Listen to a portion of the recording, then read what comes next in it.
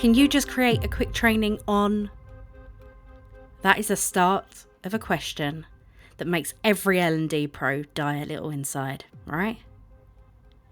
And in this episode, we're going to help you overcome that. I'm joined by the brilliant Heather Burright to talk about something way more powerful than content: trust. We get into the real work of L&D, the behind the scenes stuff that nobody sees, like building credibility with stakeholders, asking the right questions, not just ticking boxes, pushing back without burning bridges, and making sure what we build actually solves the right problems. This episode is for anyone tired of being a content vending machine, because when we build trust, we earn influence, and that's how we drive real change. Hello everybody, and welcome back to the Marketing for Learning podcast. It's another week of our People Impact Loop series, and I've got another wonderful guest with me today. Today I am joined by Heather Burright. Heather, hi, how are you? Hi, I'm good. Thanks for having me. No problem at all. And of course, I feel like I see your content on LinkedIn all the time, so I'm sure many of our listeners do as well. But for those that don't know you, tell us a little bit about yourself and what you do. Sure. So I am learning and development consultant. I do instructional design work. I do leadership development work and leadership competency models as well, but more from the learning perspective, right, than some of the HR side of things. Yeah. I have been working with nonprofits for the past 5 years in my consulting business, and I worked for a national nonprofit in the U.S. prior to that, and then had a stint outside of nonprofit as well. And I kind of use all of those experiences as I'm working now with organizations to help them with their learning and development needs. I absolutely love that. And I love what you do. I love your podcast. You've got your own podcast as well. I'm always listening in. And as you know, I do share your podcast as part of the resources when I'm saying how L&Ders can really upskill on marketing thinking. So I think we're going to have a great chat today. And what we really want to talk about today is identifying the root problem when it comes to learning and development, because all too often we just create content for content's sake, don't we? We think, oh, we know how to solve this problem, we need to create a piece of learning, rather than asking those questions to dig a little deeper, to do a bit of deeper understanding into what's actually going on in the business. And like you said, you work with a lot of not-profits, but you also have a real breadth of experience in doing exactly this as an L&D consultant. So I think we should probably start with the why. Why does this keep happening? Why do people keep essentially solving for the wrong problems within L&D? Yeah, it's a great question. I do feel like we create the expectation, right, is that we create a lot of content, and content doesn't necessarily create change. I talk a lot about change when I'm on LinkedIn or on my podcast and things like that. People don't change out of their context. So we can't just send them to training, send them through content, even if it's really good, and send them back to their environment and then expect them to change. Because once they're back in that environment, they're going to be using the same systems and the same processes. They're going to be interacting with the same peers who weren't necessarily trained with them. They're reporting to the same supervisor who may have no idea what they were trained on. And they go back to the way things were. And Yeah. this is what happens so often in our organizations. So that to me is the biggest challenge when we're just creating content. But to your point, we have to really get to that root cause. We have to understand their needs and the context in which those needs exist. A few of the questions that I personally like to ask, and it's not a template. I don't ask the exact same questions every single time, but the questions I like to ask to get to kind of those root cause issues, like first, what do you need them to do, right? We want to focus the behavior, the skill, the thing, rather than the knowledge. And then how is that different than what they're doing now? Because again, we want to see what is that actual change going to look like? In what situations would they do those things? Starting to get to some of that context. What would motivate them to do that? Are they experiencing pain points now that this new behavior is going to help them kind of alleviate? Or is there something else that would motivate them to do it? And then what's going to prevent them or make it harder for them to do it? Again, we're thinking systems, processes, there are all of these other things that Yeah. might impact their ability to make that change.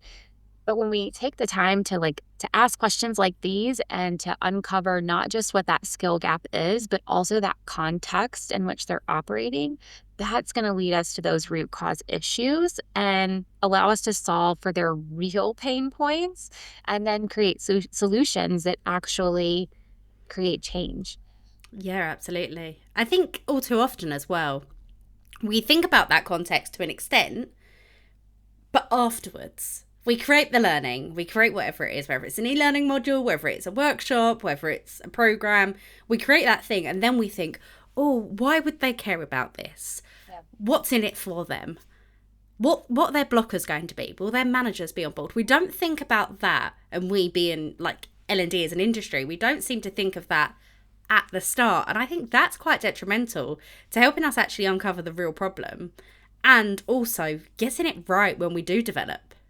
Yeah, I agree. I think a lot of times, and I don't know if it's because time is limited or our capacity, or if it's just our ability to reach our audience, even sometimes. I think a lot of times we just ask our subject matter experts and our stakeholders what they think, and then we start building. And there's merit in that. Our subject matter experts, our stakeholders, they have good insights, but it's not always that whole picture. And Yeah. I think asking those questions, getting to know your audience, we have to use that to get to the root of the issue and know what those friction points are and help kind of fill in that context for us so that we can design for all of those things.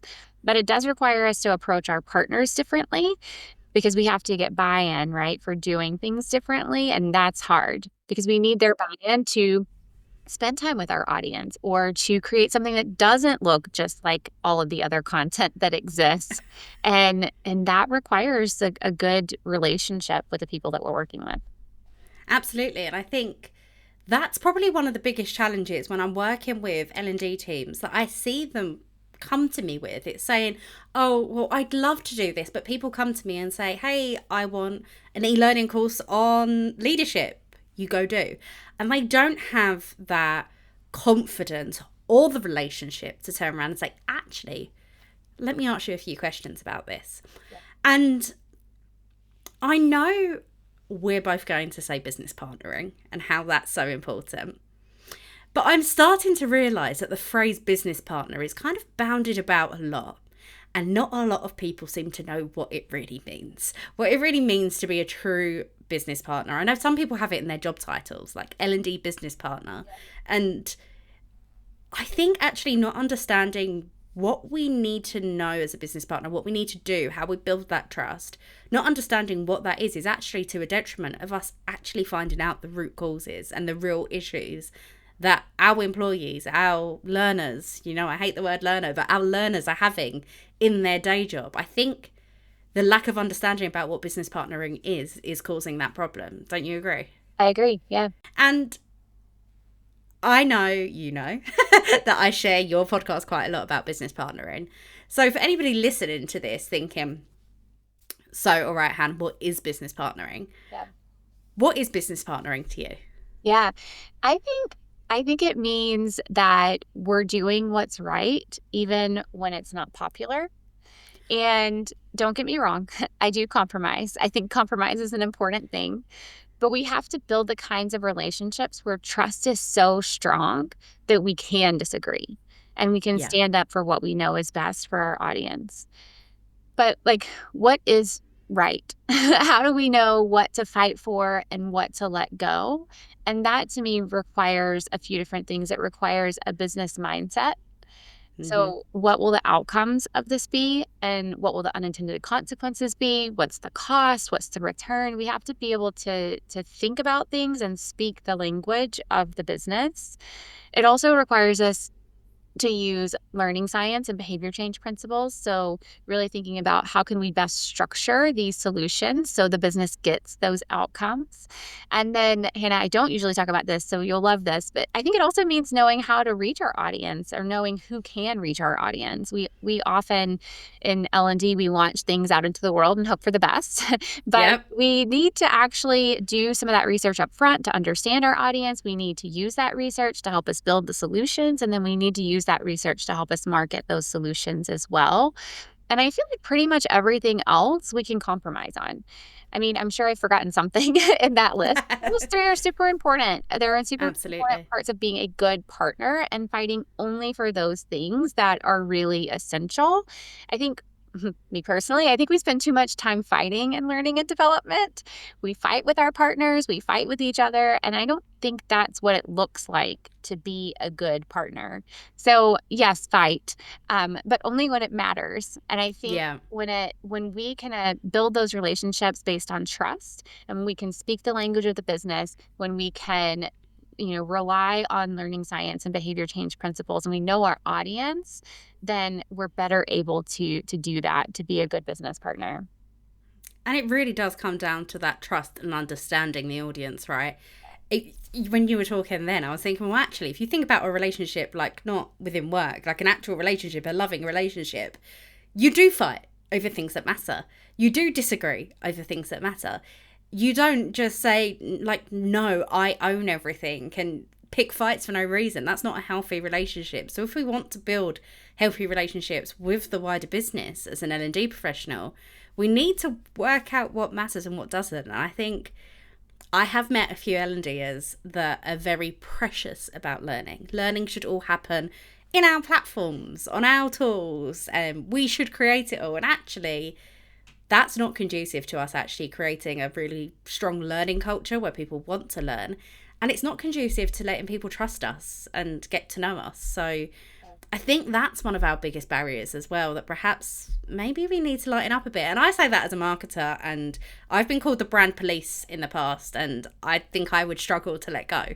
So I know it's easier said than done, but I think it's definitely something that L&Ders can learn from and really realise, actually, we can make a big impact here if we build a friendship and a partnership over just trying to be like, I'm L&D and I know everything. Yeah. One of the things I've shared in the past is actually a piece of marriage advice, but I think it applies in this business partnering context as well. And it's, would you rather be right or in a relationship?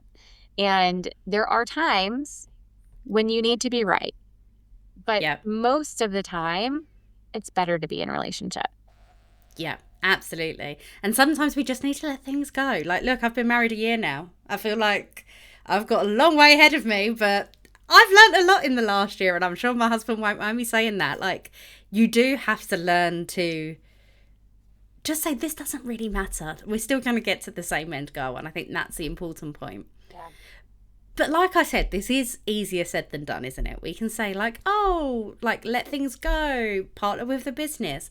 But what does that mean in reality? If somebody came to you today, Heather, and said, Heather, I need an e-learning course on leadership training. It needs to be at least 30 minutes long and I need it by the end of the month. How would you react to that? And what would you say in reality? I'm sure I have been told that exact thing. I think it is, again, leading with curiosity and not judgment on the request. So tell me a little bit more about this request. What is it that you're trying to accomplish? What are the outcomes that you're looking for? And really just asking questions to better understand what they need. Once you have that, right, you can start to dig in a little bit to see, is e-learning the best option? Maybe, maybe not. Does it really need to be 30 minutes? Maybe, maybe not, right? And so we have to ask those questions and not just assume that that's not correct. Absolutely. And if at that point when somebody says to you, okay, I want this, and you've said, actually, tell me a bit more, and you say, You know what? I think this will be better as a workshop. I think actually maybe you just need a support PDF for your leaders to read. How do you handle the pushback in that situation? Obviously, with everything you've already said, you've got a good relationship with these people, but I can imagine sometimes in organizations when somebody wants something from L&D, they want what they're asking for. So how do you handle that pushback? Yeah, it's a great question. I think it is again kind of continuing to point back to the outcomes that they're looking for, figuring out where they have flexibility and where they don't, and also thinking about, is that 30-minute e-learning detrimental to those outcomes? Are there things that they can get in a 30-minute e-learning? Because maybe you give them, right, that 30-minute e-learning Mm-hmm. plus. Plus you give them that workshop, plus you give them whatever it is. And so if there are things that you can compromise on and it makes sense and it still supports the learning and it still supports the outcomes they're looking for, I think compromise can be a really great thing, because again, it helps build that relationship that you're saying, yes, like let's do that. Let's build that. And you know what? If you want to see that outcome, we also need to do these things. And usually the yes and is a much easier thing to agree to than no. Yeah, absolutely. And how much do you think it's our role and responsibility to educate the wider business on almost learning principles? So, say in that example, when you're thinking, hey, a workshop would work really well here, how much responsibility and how much ownership do you take over actually saying, this is why? I don't know how much our stakeholders care about learning science and other principles. I think that I do mention it when it makes sense to mention it. I do make sure that they know that it's based on something, right? And it's not just that I think my idea is better than theirs. But I don't think you have to have all of the research, all of the data. I don't think you have to point them to anything in particular, just more so like, hey, we know that to create behavior change, there's going to need to be some kind of prompt. So when they get back to their real life environment, right, their job, something's going to have to prompt them to do things differently. So how can we start to think about like building in that prompt? They don't need to know the whole story, right, to understand that. Yeah. Sometimes I've even given more of like a personal example, something they can relate to versus the science behind it. Okay, that's really, really interesting. Because I think oftentimes we might go a bit too far and try to explain a bit too much, and then people think, I just want the e learning course. Like, stop talking to me. I don't care. I've got a day job to do. So I think getting that balance right is really important. We need to know the theory. We need to understand the learning science and why it matters and why this should perform more efficiently for us or more effectively for us. But actually, our audience don't need to know that, do they? They just need to know what they need to know. Yeah, I think it can be helpful to mention it if there is a disagreement, so they don't think you're just being argumentative, right? But they don't need all the details. Yeah. So, what happens then when you're identifying these root cause of problems? So, somebody's come to you and said leadership, and you've realised actually it's a process problem, or actually maybe it's a middle manager problem. I don't know. You've kind of uncovered a few things that are pretty tricky in the organisation, which I know so many of our listeners find themselves doing. And then they think, ugh, well, they've asked for this. So how do I actually solve the problems that I've uncovered? What do? I need to prioritise and I need to focus. As a consultant to the business and maybe as an L&D business partner, if we want to call ourselves that, how do you handle actually helping the business? And of course, we know that we want to impact the business goals as well. How do we get people on our side, onto our strategy, onto what we want, what we need them to do to actually help the business hit its goals? Oh, it's a great question. It's hard to answer out of context, like, thinking through an example. Um, I think we have to build that trust and we have to build that credibility. And that part of that means that we have to show our value We have to be able to talk about things that have gone well, whether that's through data or stories or whatever, right? We need to be able to show people that what we have done in the past works so that they're more likely to believe that what we're going to do in the future will work too. And Yeah. I think when you leverage that relationship and when you've built that trust and credibility, and there are things that you can point to say, hey, we did this before and it worked. That's when people start to come around. And how much, in my opinion, it also comes down to actually asking them questions about themselves as well. Getting to know them, understanding them as human beings. At the end of the day, we're really talking about relationship building here. If your acquaintance said to you, I had an argument with my partner last night because he hadn't done the washing up, you might be like, oh, that's really annoying. He should have done the washing up. How dare he not help you? If your best friend said it to you, you'd know them more deeply. And I'm using this example. My best friend will never listen to this. I had this conversation recently that I said, well, actually, friend, did you tell him not to do it because he doesn't do it the way you like him to do it? And she was like, yeah, I did. So as a close friend, somebody that knows her very well, I gave a very different reaction to what she was telling me. And I think that goes for this business partnering as well. If somebody comes to you and goes, oh, I think they need leadership training, but actually you've been listening to them for the last 6 months complain about something else, you might be able to say, well, actually, no, I think it's this problem. Let me try help you in this way. Because you've built that relationship, you've gained that trust, and you actually know them. I think that's a really simple thing that is often overlooked in L&D circles. Actually knowing our audience, not just our learners, but actually the people within the business, other leaders, business functions, things that are going on. We have to know that, right?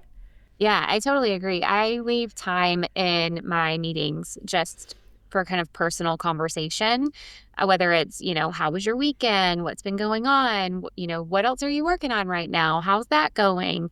Just little things that give you insights into who they are and how they think and how they operate. You can, if you're really listening, right, you can kind of tell when somebody gets excited about something because their tone changes, the speed that they're talking changes, those kinds of things. And so you can really learn a lot about people by asking them questions outside of what you're working on. I think I've probably done podcast episodes on like how to run a training meeting, a training project meeting, but taking that time, it doesn't have to be significant, but taking that time actually does help build that personal relationship so that you are able to go back and say, well, actually, we talked about this before, and this was kind of what was going on. Are you still seeing that? And you're able to push back in a way that feels more comfortable because you've established that relationship. Yeah, rather than that person in the team or in another team just disagreeing with you and you think, oh, well, they don't know what's actually going on. You've built that trust and that relationship that actually changes the narrative rather than just saying, yeah, okay, I don't agree with you. I'm the L&D professional. You have to listen to me. Yeah, absolutely. So when you're working in organisations and obviously you're building these relationships, I know some people listening to this podcast, and I know some of our listeners to other podcasts are like, oh, that makes sense in a small organisation. But what about me? I work with thousands of people. I can't possibly know them all. How would you handle it in a much bigger organisation where this request has come from a subject matter expert that perhaps doesn't have the time or inclination, like we've already said, to even care about the learning science? They just think a training needs to be done. How would we go about getting to the root cause of problems in a larger scale where actually talking to people is a little bit harder just because of the sheer volume? Yeah. So I feel like as a consultant, right, this actually happens quite a bit because you're not embedded in the organization. So even if it's a smaller organization, you're not as close to the audience and like what's actually happening. So I think the same probably applies in the larger context as well. So I personally, I start my projects with kickoff meetings. So if you come and you say, we need a training, great. Let's start talking about it. And I start initially asking those questions of whoever it is that came to me, right? So whether it's the project sponsor or a subject matter expert or whatever, I ask questions to help understand what's actually going on. What are they seeing? What are they perceiving? And what are the outcomes that they're driving for? That's important. It's a piece of the puzzle. And then I've done it a couple of different ways as far as getting to the actual audience. I have asked, like, hey, I love what you're saying. I'd really love to better understand what this audience is experiencing on a daily basis. Can we do some virtual focus groups? Can we do some interviews?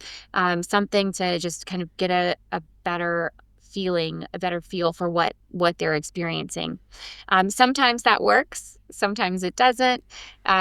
Another option that I've used is I've said, okay, I need you to go and ask these questions. Maybe I don't have access to that audience, but you do. And so here are some things I need you to talk to, whatever it is, 5 people, 7 people, depending on the scale, right? Like however many people, talk to this many people, ask them these questions, and then come back to me. So I've actually used them if I'm personally not able to get to that audience.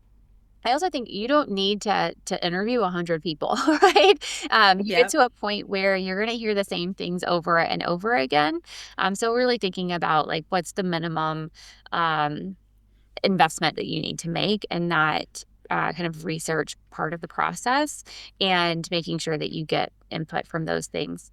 You can also do observations. If you aren't able to really talk to people, can you visit where they're working and kind of watch what's happening and understand that?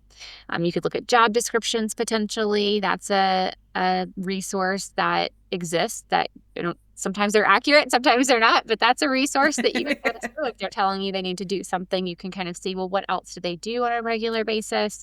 How does this fit with what they're doing on a regular basis? So I think there are other resources if you are in a larger organization and you just can't get to the main audience that you're looking at. Yeah, you hit the nail on the head there with that. How many people do I need to speak to? So I get this a lot during our training program when we talk about research. I go, well, Hannah, how many people should I talk to? And I've kind of come up with this little rhythm that think about your audience size. Think of 10% of your audience. Do you think you could talk to 10% within a month? If you're thinking, absolutely not, no way, Jose, that's not going to work, reduce it to 5%. Is that more attainable? And just work out a number that works for you. If you're in a smaller organisation and you speak to 50 people, that might be a real substantial portion of your audience and give you real key insights. If you're in a huger organisation, so like some of the companies I've worked with are 340,000 plus employees, I think with that research project, I managed to talk to around 200 people. And it was still just a drop in the ocean because I had to talk to people in different geographies, in different areas, in different parts of the business. It really just does depend. There's no perfect answer, is there? Of this is how many people you should talk to understand the actual problems going on in the business. Yep. But the key thing you said that's really important is when you start noticing the patterns and the themes and people are repeating themselves time and time again, that's when we're going, okay, we've kind of spoken to enough people now that we're getting the recurring themes. This is what's really going on in the business. Yeah, and you can also, if you feel like you really still need more input, once you start hearing those themes, you could put those in a survey too and send that out to more people. Suddenly you're validating kind of what you're hearing, what's showing up as those themes, and you're getting more input that would be harder for you to do one-on-one or even group conversations with. Something's just come to my mind, and it's a big question. I think it's one that both of us are going to go, and think about answering. When we're looking for the root cause of a problem within a business that we are trying to help solve as an L&D practitioner, who should we be going to? Is it the employees, as in the learners? Is it the managers? Is it the person that requested the learning? Is it senior leaders? Who should we be looking at to really work out what on earth is going on in this business? I would prefer to do all of those if that's an option. I Yeah. think, seeing it from different perspectives helps kind of fill in those gaps and helps you understand that context. So, understanding your subject matter expert or your stakeholder, whoever it is, they're coming to you for a reason. They're seeing something, there's some challenge, some pain point. So, understanding what they believe that to be is important, but then also talking to the people who are actually doing the thing. They might have a completely different challenge that's actually preventing them from, doing the behavior or whatever it is that you need. So, talking to them can be really important. And then I also think sometimes the supervisor, that manager can give you a lot of good insight too, as far as like how things work on the team and how people are motivated and, what the true gaps are. Yeah. I actually have a really relevant example from a project I've just wrapped up. And I spoke to a ton of employees, and it was in a manufacturing kind of arm of the business. And a manager said to me, "Oh, my team don't have time to do that. I don't expect them to spend time searching the learning platform on the salary they're on. So I do it for them." So he was like streamlining the learning, finding the relevant content for them with like for them not doing it. So for us, they didn't log into the platform as often. Why were they unengaged? Actually, they wasn't. They just didn't have the time, but their manager was doing it for them. So he wasn't particularly engaged with his own learning. He was logging in to find learning for his team. So it just uncovered this narrative that we would never have seen from the data or from just talking to the employees. Having that layer of management in there really did make the difference. I think, in my personal opinion, the people I care least about is the senior leaders. And I think a quick conversation with them to understand why it's important. Where's the business going? What's happening? What's your 3-year, 5-year goal? How does the business need to support you in getting there? Beyond that, oftentimes when I've spoken to really senior leaders, their opinions are quite abstract and they're living in a different world. They're having a completely different experience to the people that are on the floor, so to speak. And they're not seeing the challenges that are really coming up. So they might say, "Oh, we need more learning content." People are saying that they can't find anything, so we need more content, for example. And actually, that's not what's going on in reality. So I think I agree with you that I'd want to talk to everybody.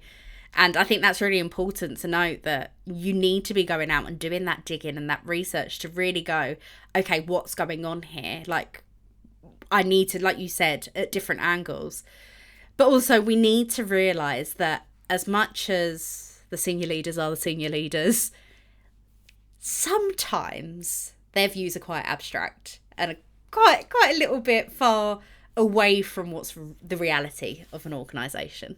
Yeah, I think when it comes to actually creating like the behavior change or the new habit or whatever it is, they're not going to be as in tune with what's happening on a daily basis. Um, that said, I think they're essential if there's an organizational change that is happening at the same time. And that's a lot of times I've found anyway, when I'm being brought in, there's some other change that is happening that is kind of driving this need for whatever it is. Yeah. And so, like to your point, having those conversations with them about what's driving the request, what outcomes are you hoping for, where is the organization headed, even parameters sometimes can be really important because then we need them and their influence and their buy-in as you think about the organizational change.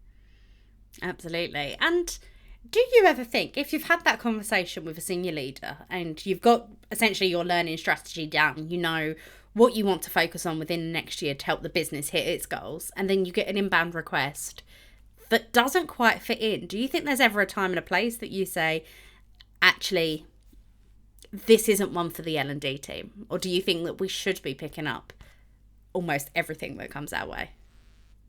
No, I mean, I think I don't know that I have a black and white answer to that, but I think that it's about being able to have the conversation of if this is a priority, this new thing, we can make it a priority, but here are the like implications of that. right? And maybe this other thing that we thought was a priority isn't going to get done. Are you okay with that? Being able to have those conversations, because there is only so much time Yep. in a day. And so knowing that, like, yes, you're bringing this priority, it wasn't on our list. If this is truly a priority, we can make this happen, but something's going to have to give. Yeah. And I think a lot of that comes back to our kind of firefighting mentality, really, of we need to just solve the problem as it comes in. So if a request comes in, we do it because it's easier than having that conversation. Yeah. So what would you say to somebody listening to this that's very much in that firefighting mode to start moving towards what we've been discussing today, of actually having those deeper conversations and relationships to get to the root cause, to develop something that actually really works? Yeah, I think so much of it comes down to the relationship. I think that's the biggest thing that you could do right now, right? Is make sure that you have opportunities to build relationships with the people around you, your stakeholders, your subject matter experts, the other business partners, right, that are at the table. You have to have those relationships. You have to have trust. You have to have credibility, and I think that's something that you could start today. And practically, how would you go about building those relationships? If somebody's sitting there thinking, like, oh, I'm so busy, Yeah. what do I have to do? Do I have to go to the work social because I really don't want to go to the bar at the weekend? Like, how would you go about building those relationships? Yeah, that's the question, right? I have a couple of podcast episodes on that topic, and one I did recently, I think sums it up well. We often talk about building trust and credibility, being a good partner, and we talk about it as a list of tasks, things that we need to Mm-hmm. do. But I think it's really about who we are and how we show up. And so on this last podcast episode, I talked about three things related to how we show up. One is responsibility, one is commitment, and one is care. And I think with responsibility, right, it's we aren't just creating a solution and handing it over.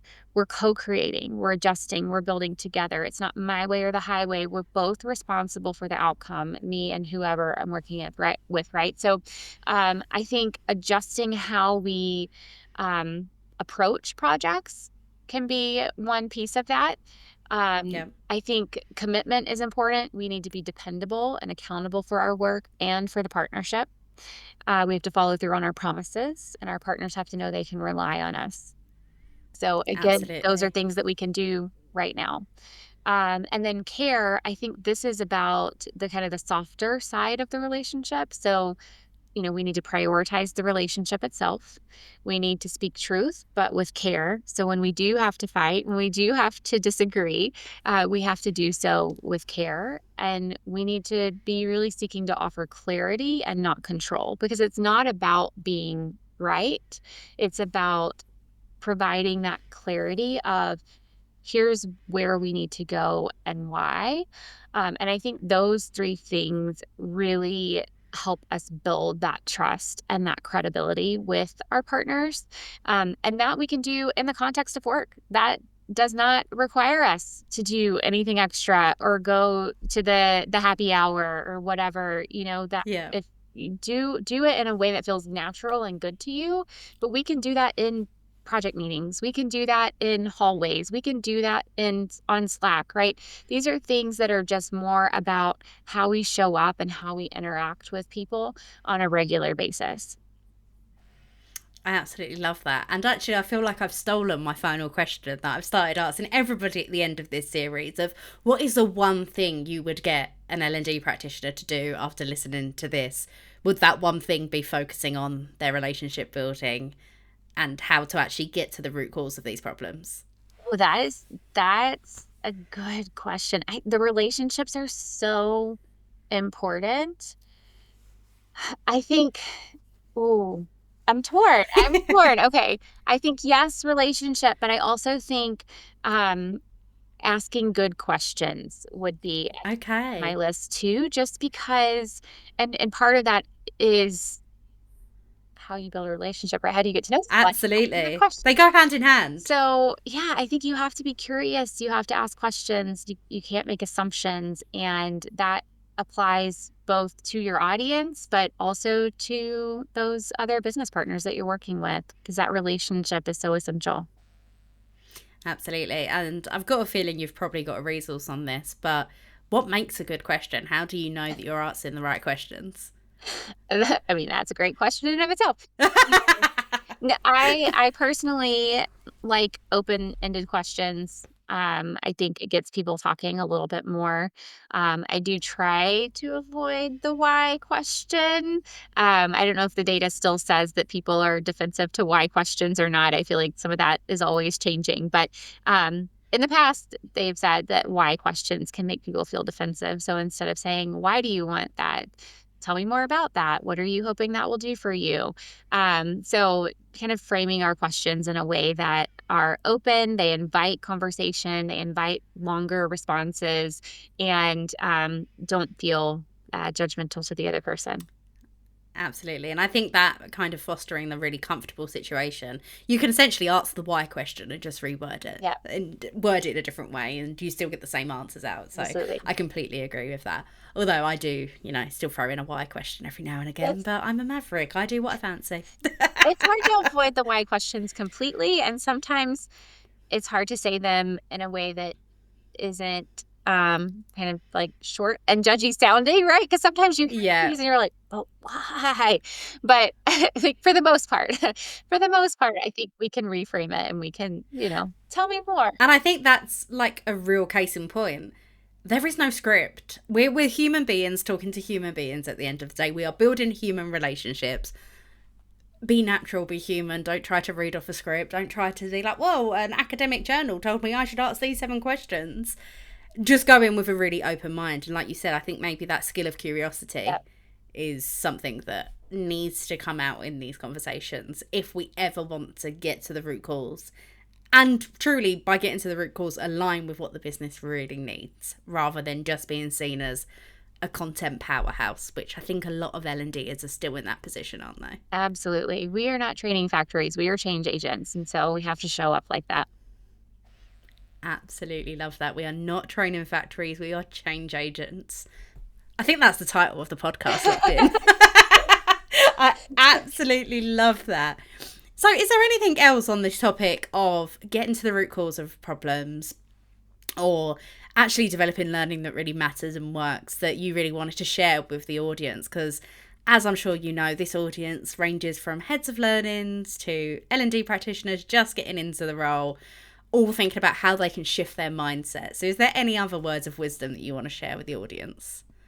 Yeah, I think it's okay. You only have to do the next right thing. I think sometimes when we think about learning and learning strategy and understanding our audience and what are we going to create and this has to be done by this time frame and it has to meet this outcome, it can feel overwhelming. We only have to do the next right thing. And I think if we can focus on that, you can always iterate. You can always adapt. If it doesn't achieve the outcome you're looking for, you can learn from that and just do the next right thing, whatever that is. I absolutely love that. And I use that so often. And the final part you said there of like, we can learn from it. If it doesn't work, it's okay. When we're talking about doing marketing, because people are so scared of putting out a post that's slightly different. I'm like, nothing bad's going to happen. Yeah. Let's just give it a go and learn from it. We are learning professionals. We should be comfortable with learning through experimentation. And like you said, just doing the next right thing. Yeah. Absolutely love that, Heather. I've absolutely loved this conversation. I'm sure there are so many more topics that we can talk on together. But as you know, this is part of the People Impact Loop. And I'm sure everything you've said today is really going to help people start thinking about that real deep discovery, not just answering the surface level questions, that real deep investigation. It will scope a lot of learning strategies and make people do the right thing, the next right thing. So thank you so much for joining us, Heather. Thank you. I've absolutely loved having you here and I hope to have you back again soon. Sounds great. Thank you. Thank you so much.